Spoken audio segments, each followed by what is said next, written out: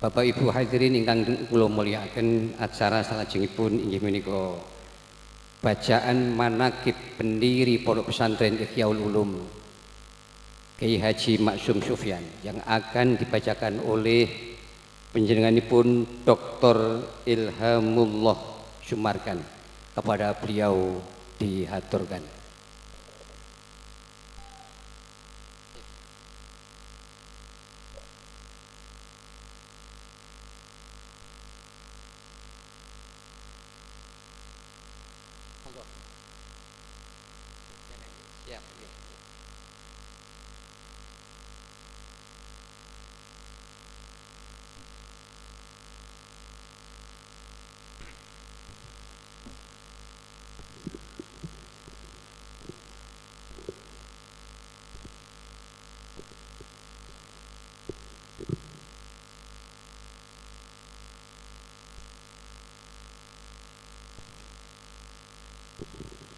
Assalamualaikum warahmatullahi wabarakatuh. Yang kami takzimi, yang kami taati Romo Kiai Haji Afif Maksum selaku pemangku pengasuh Pondok Pesantren Ihyaul Ulum, ingkang kawula hormati Ibu Nyai Hajah Sakinah Maksum, Ibu Nyai Robiah Maksum, dzurriyyah semuanya, keluarga Pondok Pesantren Ihyaul Ulum ingkang kawula hormati, Yai As'adi, Ketua DPRD Kabupaten Gresik, dan yang paling kuhormati malih Romo Kiai Haji Abdullah Samsul Arifin, kalau saya manggil Gus Aap. Alhamdulillah, beliau itu termasuk kiai yang jarum super, jarang di rumah, suka pergi muter-muter dari Jakarta sampai 5 hari belum pulang nih. Sedoyo para undangan, para sampai punya ya Gus Aap tadi nggih. Sedoyo para punyai, kiai, jamaah Pondok Pesantren Ihyaul Ulum, kula diamanahi Yai Afif untuk membacakan manaqib Romo Kiai Haji Maksum Sufyan. Sajatosipun tasik kathah ingkang langkung sepuh timbanganipun kula, cuman terusipun gentosan ngoten nggih. Sebelum saya bacakan, monggo wasilah ila hadratin Nabi Muhammadin sallallahu alaihi wasallam. Al-Fatihah. A'udzu billahi minasyaitonir rajim. Bismillahirrahmanirrahim. Alhamdulillah. Shiratal ladzina an'amta 'alaihim. Wa khususan Romo Kiai Haji Al-Maghfurullah Yai Maksum Sufyan, Yai Mahfud Maksum, Yai Robbah Maksum, Yai Sa'dan Maftuh, Punyai Hajah Mazia, Punyai Hajah Wafiro Maksum, Gus Nadib, dan semuanya. Allahumul Fatihah. A'udzubillahi minasyaitonir rajim. Bismillahirrahmanirrahim. Alhamdulillahirabbil alamin. Arrahmanirrahim. Shiratal ladzina an'amta 'alaihim. Niki mangkin kula waosaken mboten sedaya, nek sedaya mungkin sampai jam 12 bengi. Nggih sebagian mawon. Kiai Haji Maksum Sufyan 1913 sampai 1990 Masehi. Pendiri Pondok Pesantren Ihyaul Ulum Dukun Gresik, pejuang penghafal Al-Quran, ulama dan tokoh pendidikan Islam. Kelahiran beliau dan latar belakang keluarga. Kiai Haji Maksum Sufyan lahir pada Sabtu Kliwon tahun 1334 Hijriah bersamaan dengan 1913 Masehi di desa Dukun Anyar, Kecamatan Dukun, Gresik, Jawa Timur. Beliau adalah putra kedua dari pasangan Bapak Muhammad Sufyan dan Ibu Amnah. Kakaknya bernama Ashari, keluarga sederhana namun dikenal soleh dan berilmu. Lalu dari garis nasabnya Kiai Maksum masih merupakan keturunan Sultan Pajang, Joko Tingkir melalui jalur Mbah Kiai Anggo Yudo. Masya Allah. Lajeng masa kecil dan pendidikan awal sejak usia sekitar 6 sampai 7 tahun Kiai Maksum telah menunjukkan kecintaannya yang tinggi terhadap Al-Quran dan ilmu agama, dibimbing langsung oleh kakeknya Kiai Amari dan pamannya Kiai Ahyad. Kiai Maksum semasa kecilnya bersekolah di Madrasah Islamiyah yang diasuh oleh Ustadz jebolan dari Makkatul Mukarramah yang antara lain Kiai Haji Dimyati dan Kiai Haji Muhammad Hasan. Beliau kemudian menempuh pendidikan di Pondok Pesantren Mas Kumambang yang diasuh Kiai Haji Muhammad Faqih bin Abdul Jabbar. Kiai Faqih Mas Kumambang adalah salah satu muassis Nahdlatul Ulama sekaligus menjadi wakil rais akbar yang pertama. Penghafal Al-Quran dan perjalanan menuntut ilmu. Pada usia 12 tahun beliau mondok atau berguru kepada Kiai Munawar, Kiai Haji Munawar di Pondok Pesantren PB Tiki Al-Munawar Sidayu. Dalam waktu 3 bulan, Kiai Haji Maksum menghafalkan Al-Quran 30 juz dengan fasih dan terampil. Subhanallah. Ia kemudian diangkat sebagai asisten tahfidzul Quran. Setelah genap 7 bulan bergelut dengan Al-Quran, beliau meminta pamit kepada Kiai Haji Munawar Sidayu untuk pulang dan melanjutkan mengaji di Kiai Haji M. Said Sampang, Madura. Ketika di Madura bersama dengan Haji Dawud dan Haji Jayati, Kiai Haji Khalil Bangkalan, dan mendapatkan pesan teman yang pertama disuruh berhaji padahal belum berpunya, teman yang kedua untuk sungkem sama orang tuanya. Quran, cerita dari Kiai Afif Maksum. Kemudian selama 3 bulan mengaji dan menghatamkan beberapa kitab dalam bimbingan Kiai Haji Muhammad Said Sampang, Madura. Dalam waktu yang singkat itu beliau merasa cukup, lantas beliau datang menghadap Kiai M. Said untuk mengucapkan terima kasih dan minta permisi pulang sambil memohon doa restu. Sepulang dari Madura, beliau kembali berguru ke Kiai Faqih Abdul Jabbar di Mas Kumambang selama 5 tahun. Lalu melanjutkan perjalanan ngangsu kaweruh atau menimbah ilmu dari ulama masyhur Kiai Khalil Harun Rembang. Ketika di sana bertemu dengan Kiai Makhrus Ali Lirboyo, pengasuh pondok pesantren Lirboyo. Saat mondok di Rembang terjadi peristiwa yang unik dan lucu. Untuk menjaga kehormatan pondok, Kiai Maksum dan Kiai Makhrus memimpin santri bermain bola melawan warga sekitar dan menang telak, membuat kaum priai kapok menantang santri pesantren. Begini kisah dalam buku 4 Windu Pondok Pesantren Ihyaul Ulum, cerita beliau main sepak bola. Suatu hari lurah pondok mendapatkan tantangan dari 2 orang kampung di sekitar pondok untuk bermain bola. Sebetulnya surat tantangan tersebut merupakan surat yang kesekian kalinya. Oleh lurah pondok berkali-kali tidak dilayani sebab berkali-kali juga bermain bola tapi tidak pernah menang.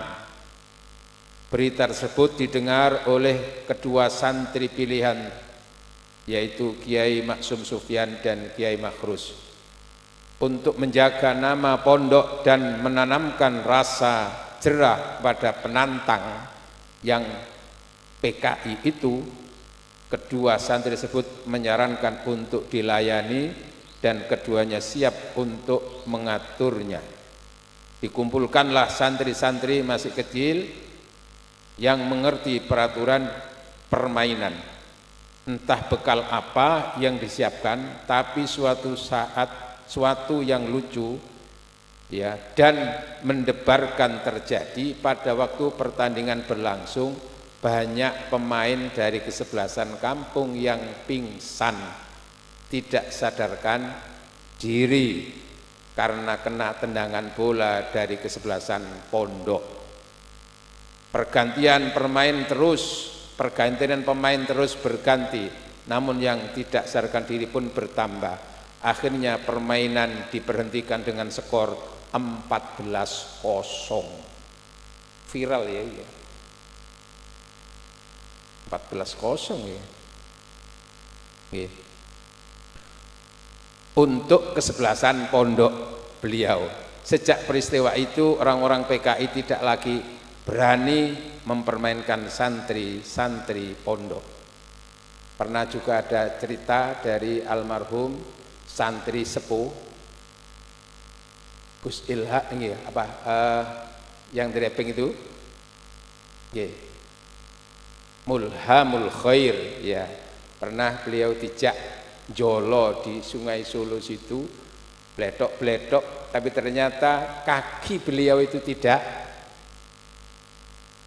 kena bledokan, alias masih tetap bersih, tetap utuh. Subhanallah. Ini salah satu di antaranya. Kemudian berikutnya pernikahan dan kehidupan keluarga.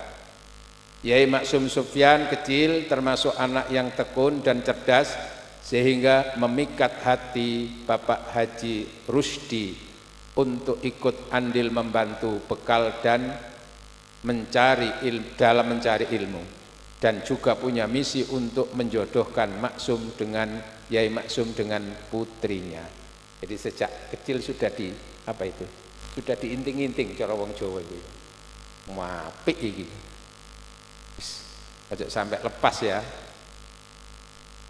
Nah, kemudian pada usia 17 tahun beliau menikah dengan Nyai Hajah Masrifah binti Haji M. Rusdi. 17 tahun sudah menikah. Masya Allah. Setelah menikah beliau menghafalkan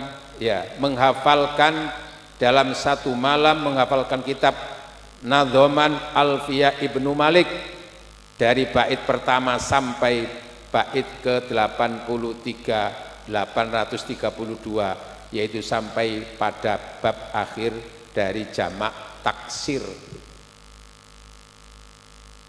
Pasangan ini dikaruniai 13 anak, diantaranya Kiai Haji Mahfud Maksum, Gus Makmun Maksum, Kiai Haji Afif Maksum. Alhamdulillah beliau diberi kesehatan oleh Allah sampai sekarang. Ning Sakinah almarhum niki. Protes dulu. Dua nanti itu. Ibu-ibu itu gak serantanan nih. Protes saya. Nggih. Nanti ada dua. Aku disempat ketika moco ya sempat kaget kok. Nggih, Kiai Haji Robah Maksum, kemudian Gus Muddathir, lalu berikutnya Kiai Haji Sa'dan Maftuh Maksum, Nyai Hajah Sakinah Maksum. Ini loh gregeli ibu-ibu itu. Yang beliau alhamdulillah masih sehat nggih. Alhamdulillah.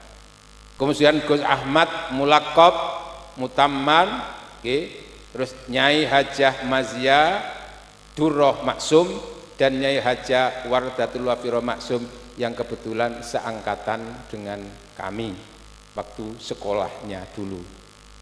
Selamat datang Bapak Bupati Kabupaten Gresik.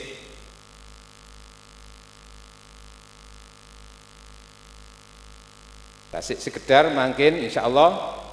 Kemudian pendirian Pondok Pesantren Ihyaul Ulum, ya, semangat menyebarkan ilmu dan dakwah Islam di wilayah Dukun dan sekitarnya. Kiai Haji Maksum berinisiatif mendirikan pesantren.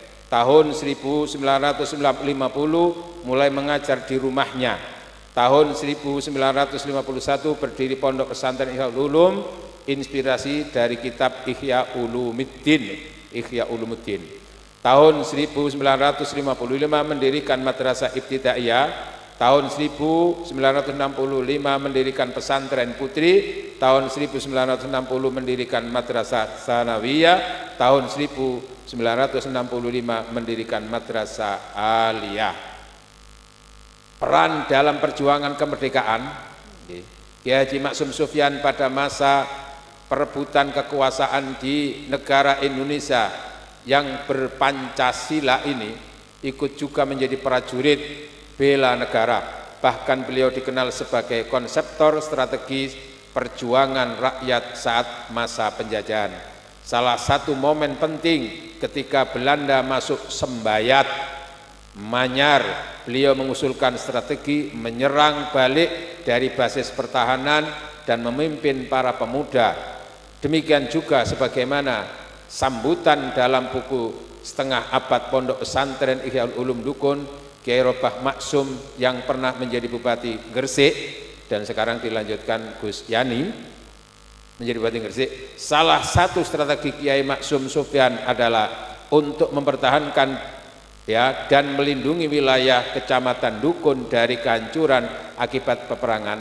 Maka setiap perjuangan harus mempertahankan daerah Dukun di luar perbatasan sebagaimana yang disebut dalam buku 4 Windu. Strategi itulah ialah kita harus mempertahankan Dukun di Sembayat, kita sama-sama menyerang ke sana. Jadi supaya Dukun tidak dimasuki penjajah, maka di Sembayat.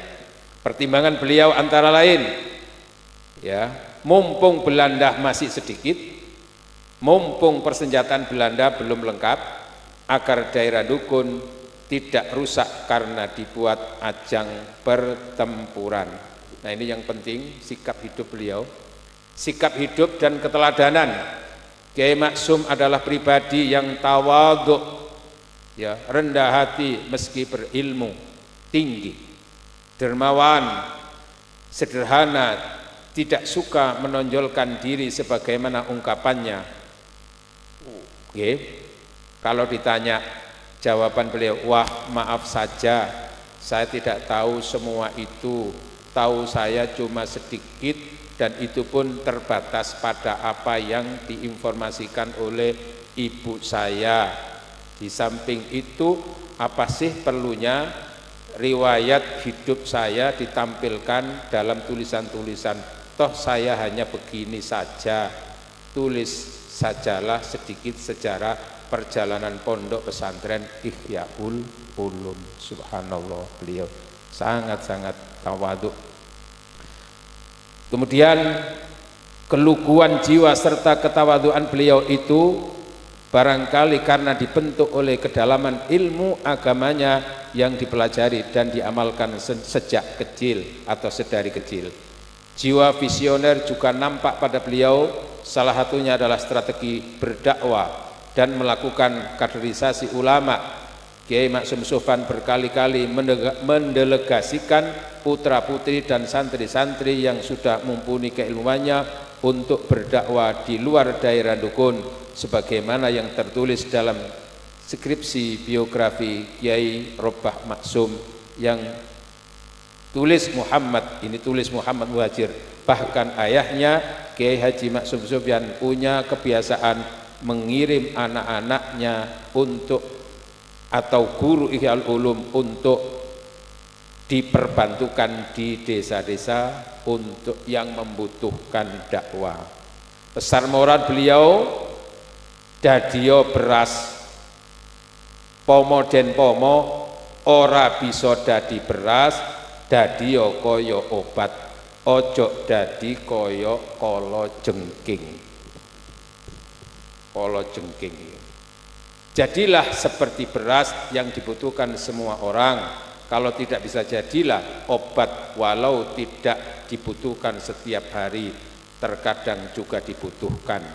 Jangan jadi kala jengking yang ditakuti karena bahayanya nek ngentup. Apa nek ngentup itu ya?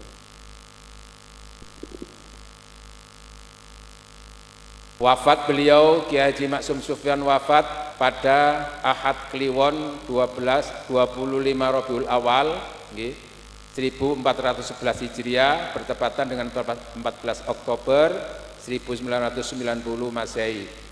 Ia dikenang sebagai pembaharu pendidikan Islam, penghafal Quran, ulama pejuang dan pendidikan. Sedikit saya sampaikan silsilah beliau. Pertama,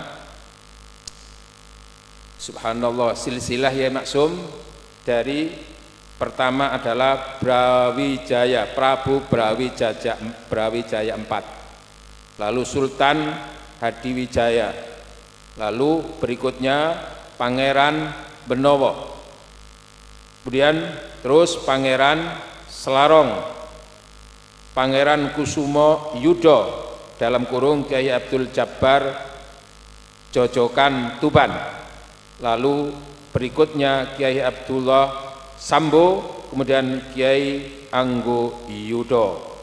Nah dari situ kemudian niki pertemuan antara Nyai Sarimah Sidayu, Kiai Waliyuddin. Dari Nyai Sarimah ke bawah Kiai Siman, kemudian Kiai Pudoleksono, kemudian Mansli Astro atau Lurah Kalimati, kemudian Kiai Saib, lalu Nyai Amnah. Lalu dari sisi samping yaitu dari Kiai Waliyuddin, Kiai Bahruddin, Nyai Arifah, Nyai Alima, Nyai Khalifah, Nyai Maryam, lalu Kiai Sufyan. Antara Nyai Amnah dan Kiai Sufyan, lalu di situ lahirlah Kiai Maksum Sufyan. Nanti ada satu yang berkaitan dengan niki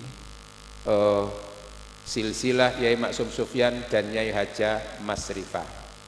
Niki perlu disampaikan mboten niki? Nggih. Ya nggih. Kok khawatir nek kedawan kula dirasani kok. Mboten nggih. Penting niki. Masya Allah. Kemudian niki ngeten lanjut nanti hubungannya dengan beliau Nyai Masrifah. Pangeran Kusumo Yudo, Kiai Abdullah Sambo, terus ini nggih Panggihan Kurosudo, lalu kalih Nyai Sambo. Nah niki menikah. Kemudian Kiai Abdullah Sambo, Nyai Ma'ruf. Nah niki terus ke bawah nanti sambung Kiai Abdullah Sambo, terus ke bawah Kiai Anggo Yudo, Kiai Walidin, Kiai Badruddin, Nyai Aliman, Nyai Kila atau Hafila, Nyai Maryam, M. Sufyan, lalu Kiai Maksum Sufyan. Kemudian dari sisi ya dari Nyai Masrifah, dari Nyai Ma'ruf, kemudian Kiai Bowo, Kiai Khotib Anom, Kiai Abdurrahman, Haji Yasin Dukun, Nyai Marwiyah, Nyai Masfu'a, kemudian Nyai Hajah Masrifah. Dari antara Nyai Maksum dan Nyai Masrifah itulah yang sampai tadi sudah sampaikan 13 anak keturunannya pun ingkang sami kula waos. Subhanallah, mungkin sekedar itu, tapi yakin kula panjenengan sekarang yang ada di sini itu disaksikan oleh beliau. Ada satu ayat sebelum saya tutup di surat At-Taubah ayat 105, Allah menyatakan faquli malu fasayarallahu amalakum wa rasuluhu wal mu'minun. Shadaqallahul adzim. Beramallah yang terbaik, maka Allah melihatmu, Rasul melihatmu, dan orang-orang mukmin juga melihatmu. Saya yakin Yai Maksum Sofyan itu secara fisik wafat fisiknya, tapi huwa ahyaun inda rabbihim, diberi kemampuan untuk melihat siapa saja yang beraktivitas yang terbaik di pondok pesantren Ihyaul Ulum. Mudah-mudahan sekedar apa yang kami sampaikan ini ada manfaatnya dan kita bisa mengambil manfaatnya. Barokah Allah, wasilah Yai Maksum Sofyan. Al-Fatihah. A'udzu billahi minasyaitonir rajim. Bismillahirrahmanirrahim. Alhamdulillahirabbil alamin. Siratal ladzina an'amta 'alaihim ghairil maghdubi 'alaihim waladdallin. Ihdinas siratal mustaqim wallahu muwaffiq ila aqwamit thoriq. Wassalamualaikum warahmatullahi wabarakatuh.